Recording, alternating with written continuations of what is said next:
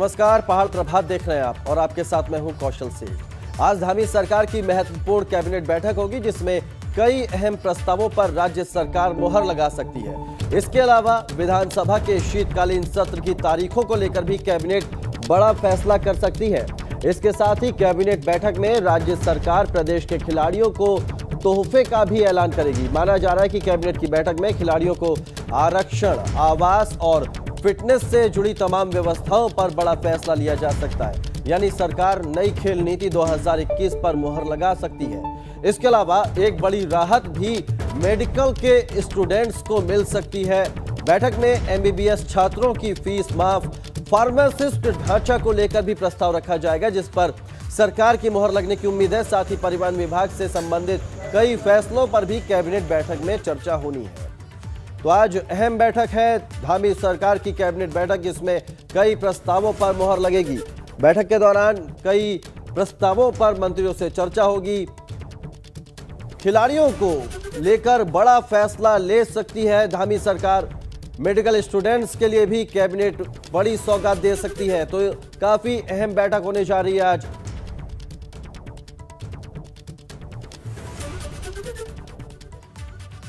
उत्तराखंड में एक बार फिर देवस्थानम बोर्ड को लेकर विरोध तेज होने लगा है। आज तीर्थ पुरोहितों ने देवस्थानम बोर्ड भंग करने को लेकर देहरादून में मंत्रियों के आवास को घेरने का कार्यक्रम रखा है। आज तीर्थ पुरोहित मंत्रियों के आवास का घेराव करेंगे।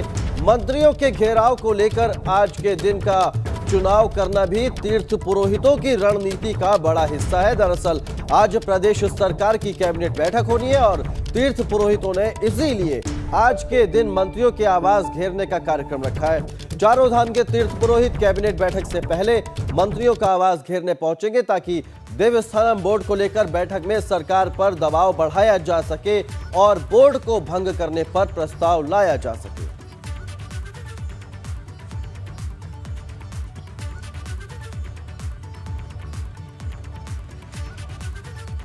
और देवस्थानम बोर्ड को लेकर चारों धाम के तीर्थ पुरोहितों ने सोमवार को महापंचायत की थी। उसमें क्या रणनीति बनाई और कैसे अपने विरोध को तीर्थ पुरोहित धार देने वाले हैं, इस रिपोर्ट में देखिए। सरकार होश में आओ, होश में आओ, देवस्थानम बोर्ड वापस लो, वापस लो, वापस लो। देवस्थानम बोर्ड के विरोध में चार धाम तीर्थ पुरोहित हकदारी महापंचायत की बैठक हुई जिसमें तीर्थ पुरोहितों ने आगामी रणनीति पर मंथन किया।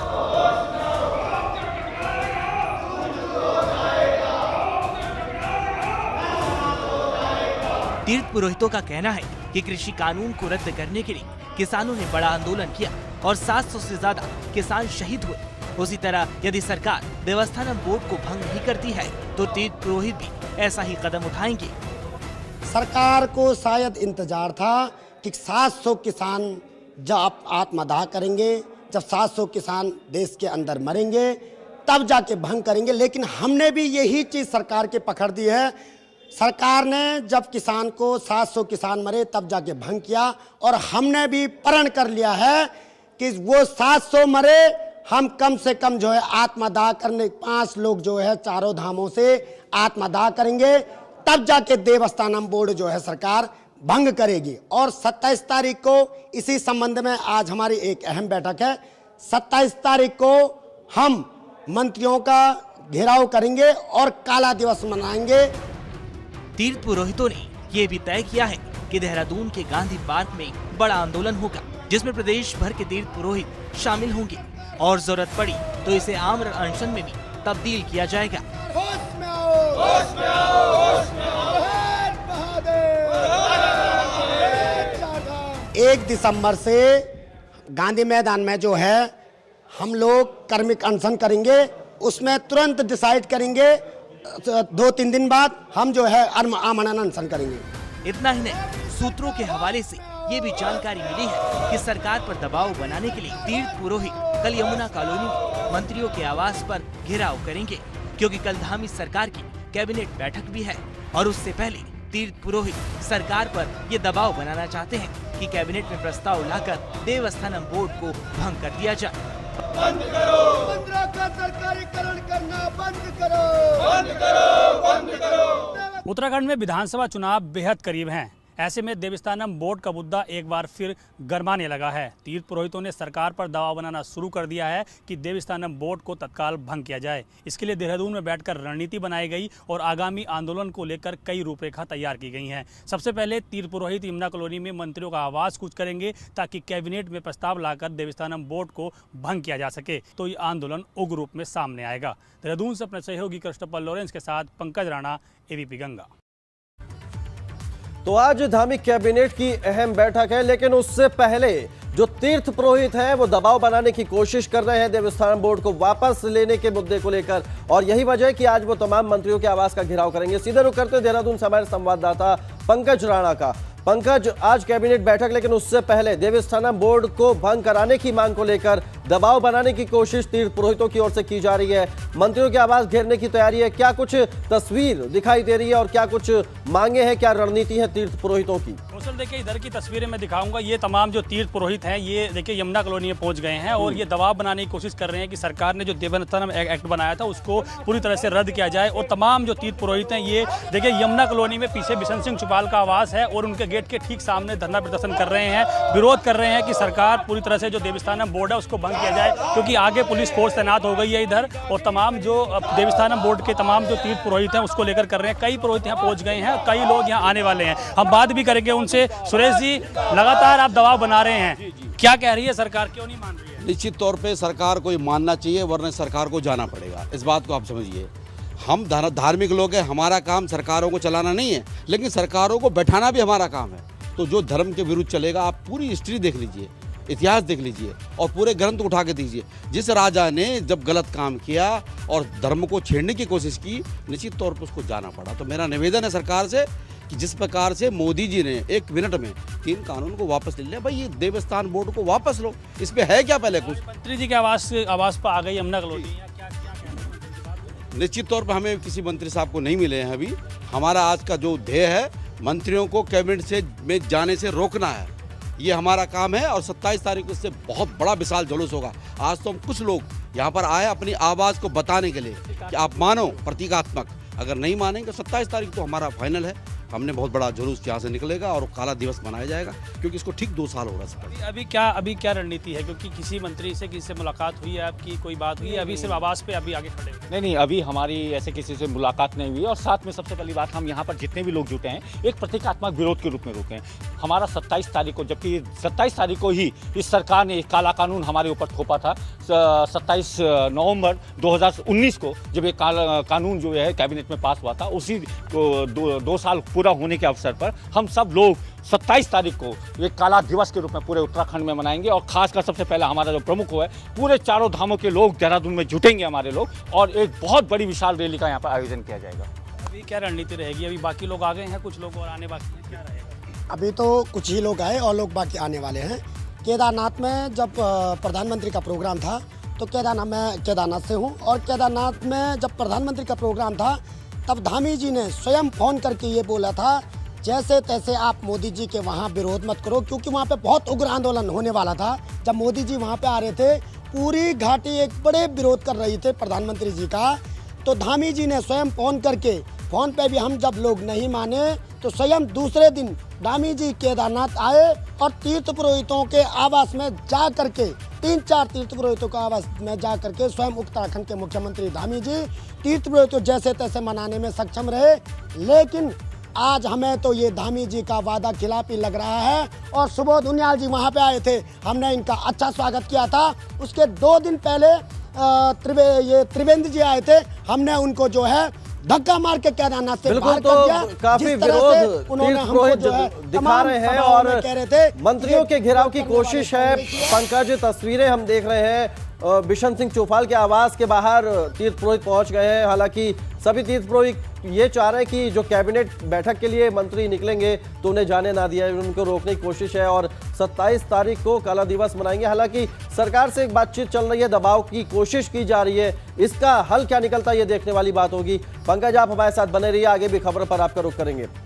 यूपी उत्तराखंड के बीच 21 साल से चले आ रहे परिसंपत्ति विवाद का सुलझना कांग्रेस को पच नहीं रहा है। कांग्रेस नेता लगातार समझौते को लेकर भाजपा और सीएम पुष्कर सिंह धामी पर निशाना साध रहे हैं। कांग्रेस का आरोप है कि सरकार परिसंपत्ति मामलों को लेकर कोर्ट में लंबित चल रहे मामलों को वापस लेने की बात कर रही है, जो कि उत्तराखंड के लिए सही नहीं है। कांग्रेस ने परिसंपत्ति विवाद को लेकर धामी सरकार को चेतावनी भरे लहजे में कहा है कि अगर धामी सरकार अपने तरीके से परिसंपत्ति विवाद को सुलझाने के लिए कोर्ट में लंबित मामले वापस लेगी तो कांग्रेस कोर्ट में इसका विरोध करेगी और कोर्ट के सामने आपत्ति दर्ज कराएगी। मुख्यमंत्री जी का ये बयान है कि ये निर्णय हुआ है दोनों पक्षों से कि हम कोर्ट में लंबित मामलों को वापस लेंगे। जैसे ही ये कोर्ट में मामलों को वापस लेंगे, हमने ये तय कर रखा है कि हम कोर्ट में इस केस में इंटरवेन करने की हम परमिशन मांगेंगे और ये केस तब तक बंद न कर दिए जाएं जब तक कि इस केस का कोर्ट की नज़र में फाइनल सेटलमेंट क्या होना चाहिए, न्यायोचित क्या होना चाहिए, वो जब तक तय न हो जाए। हम दोनों योगी जी और वर्तमान के हमारे मुख्यमंत्री धामी जी, इन दोनों के सेटलमेंट को हम फाइनल सेटलमेंट बिल्कुल कदाचित नहीं मानते। प्रदेश की राजनीति को लेकर उत्तराखंड के पूर्व सीएम हरीश रावत ने बड़ा बयान दिया है। हरीश रावत ने अपनी एक पोस्ट में लिखा है कि उनके मन में बार बार यह विचार आता है कि उत्तराखंड में राजनीतिक स्थिरता कैसे रहे, राजनीतिक दलों में आंतरिक संतुलन और स्थिरता कैसे पैदा हो। जब स्थिरता नहीं होती तो विकास नहीं होता, केवल बातें होती हैं। तो इस तरह का एक पोस्ट पूर्व सीएम हरीश रावत ने किया है और एक ट्वीट भी किया है। उस ट्वीट में हरीश रावत ने लिखा है, एक बिंदु विचारार्थ बार बार मेरे मन में आता है कि उत्तराखंड में राजनीतिक स्थिरता कैसे रहे, राजनीतिक दलों में आंतरिक संतुलन और स्थिरता कैसे पैदा हो। जब स्थिरता नहीं होती तो विकास नहीं होता है। एक बिंदु विचारार्थ बार बार मेरे मन में आता है कि तो ये वो ट्वीट है और राजनीतिक स्थिरता को लेकर हरीश रावत का दर्द छलका है। राजनीतिक दलों में आंतरिक संतुलन और स्थिरता कैसे पैदा हो, इसको लेकर उन्होंने ट्वीट किया।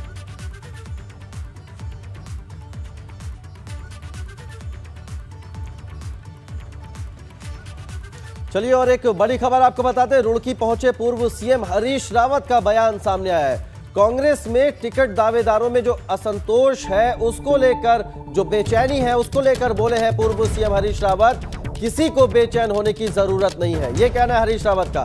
जनता जिसे पसंद करेगी उसे उम्मीदवार बनाया जाएगा, ये हरीश रावत का कहना है। रुड़की पहुंचे हरदा और यहां पर उन्होंने कहा कि जो कांग्रेस के टिकट के दावेदार हैं, जिनमें बेचैनी है टिकट को लेकर, उनको लेकर हरीश रावत ने कहा कि उन्हें बेचैन होने की जरूरत नहीं है, दुल्हन वही जो पिया मन भाए। हरीश रावत का ये कहना है।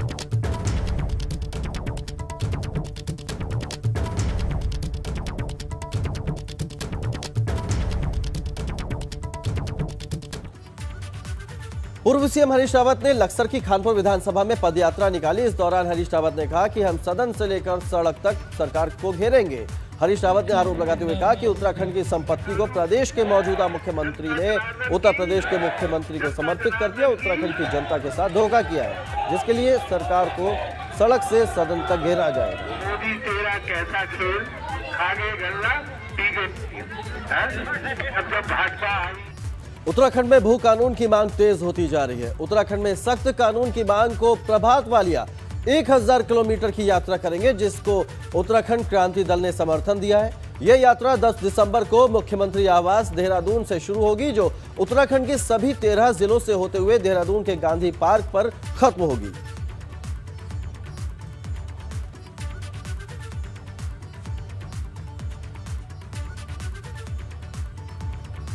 दिसंबर से पूरे 13 जनपदों में सशक्त भू कानून की मांग को लेकर के एक यात्रा निकाली जा रही है, 1000 किलोमीटर की यात्रा। इस यात्रा को उत्तराखंड क्रांति दल अपना पूरा समर्थन करता है और जगह जगह देहरादून से शुरू होकर के यात्रा चक्रौता होते हुए, उत्तरकाशी होते हुए, टिहरी, पौड़ी, कर्णप्रयाग होते हुए, बागेश्वर होते हुए, कर्णप्रयाग होते हुए, नैनीताल से हल्द्वानी होते हुए, हरिद्वार होते हुए वापस देहरादून के गांधी पार्क में इस यात्रा का समापन होगा। लगातार महंगाई और बेरोजगारी को लेकर अल्मोड़ा में कांग्रेस ने सरकार के खिलाफ प्रदर्शन किया। पूर्व विधायक मनोज तिवारी के नेतृत्व में जिले के कांग्रेस कार्यकर्ताओं ने रैली निकालकर चौघान पाटा से पूरे बाजार में इसका विरोध जताया। पूर्व विधायक मनोज तिवारी ने कहा कि भाजपा के शासनकाल में लगातार गैस, पेट्रोल और डीजल की कीमतें बढ़ रही हैं। महंगाई और बेरोजगारी की मार से जनता परेशान है, जिसका विरोध किया जा रहा है। जिस तरह से लगातार प्रदेश में और केंद्र में भारतीय जनता पार्टी की सरकार विराजमान है और उन्होंने लगातार चाहे पेट्रोल डीजल के दाम है उनमें बेतहाशा वृद्धि करी लगातार, और उसके साथ साथ चाहे रसोई गैस है, चाहे सब्जी के दाम हैं, और उसके साथ साथ जो बेरोजगारी इस समय चरम सीमा पर पहुंच चुकी है। तो इन बातों को लेकर आज हम महंगाई, बेरोजगारी और आपदा को लेकर आज हम कांग्रेस के लोग यहाँ पर प्रदर्शन कर रहे हैं। काशीपुर में सड़क नहीं बनने से नाराज लोगों ने विधानसभा चुनाव में वोटिंग न करने का ऐलान करते हुए धरना दिया। कॉलोनी के लोगों ने कहा कि जब तक सड़क का निर्माण नहीं होता तब तक उनका आंदोलन जारी रहेगा। दुर्गा कॉलोनी के लोगों ने वार्ड नंबर 2 की जो पार्षद हैं दीप चंद्र जोशी की अगुवाई में गिरिताल रोड पर माइनर नहर पर सांकेतिक धरना दिया। रोड नहीं तो वोट नहीं, अरे रोड नहीं तो वोट नहीं, अभी तो ये अंगड़ाई है। 5000 परिवार रहते हैं, वो इस रोड से सफ़र करते हैं और इससे सैनिक कॉलोनी, दुर्गा कॉलोनी, गिरिताल आदि जो आजकल ये बन रहा है क्या बोलते हैं ओवरब्रिज बनने के कारण जितना भी रूट है वो सब इधर को डाइवर्जन हो गया है, जिससे रात को इतना ट्रैफिक हो जा रहा है कि लोग बहुत ही परेशान हैं। लोगों ने बार बार मेरे से कहने पर, क्योंकि मैंने भी आगे शिकायत करी, लेकिन ये रोड नहीं बन पाने के कारण हमें ये धरना देने को मजबूर होना पड़ा। उत्तराखंड राज्य आंदोलनकारियों ने जिलाधिकारी कार्यालय के सामने रामलीला मैदान टकाना में धरना शुरू कर दिया है। राज्य आंदोलनकारियों का कहना है कि जिले में छूटे हुए वो आंदोलनकारी जो अब तक आंदोलनकारियों की लिस्ट में शामिल नहीं हुए हैं, उन्हें राज्य आंदोलनकारियों की लिस्ट में शामिल किया जाए। सरकार जब तक उनकी मांगों को नहीं मानती है तब तक उनका आंदोलन जारी रहेगा। 21 साल उत्तराखंड राज्य बने हुए हो गए हैं, मगर हम लोगों की कोई सूध नहीं ली गई है।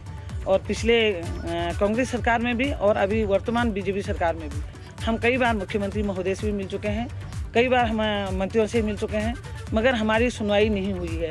और आज हम सब लोगों ने एकता बनाते हुए और आंदोलन घोषित कर दिया है। रुद्रपुर में फाइनेंस कंपनी से परेशान होकर युवक ने आत्महत्या कर ली। बताया जा रहा है कि युवक ने फाइनेंस से फोन लिया था, जिसके बाद फोन की एक किस्त वो नहीं दे पाया। इस वजह से फाइनेंस कंपनी उसे परेशान कर रही थी और युवक ने ये जानलेवा कदम उठा लिया। उसकी मौत के बाद परिजनों में कोहराम मचा हुआ है और परिजनों ने इस मौत का जिम्मेदार फाइनेंस कंपनी के कर्मचारियों को ठहराया है। फिलहाल पुलिस मामले में कार्रवाई कर रही है।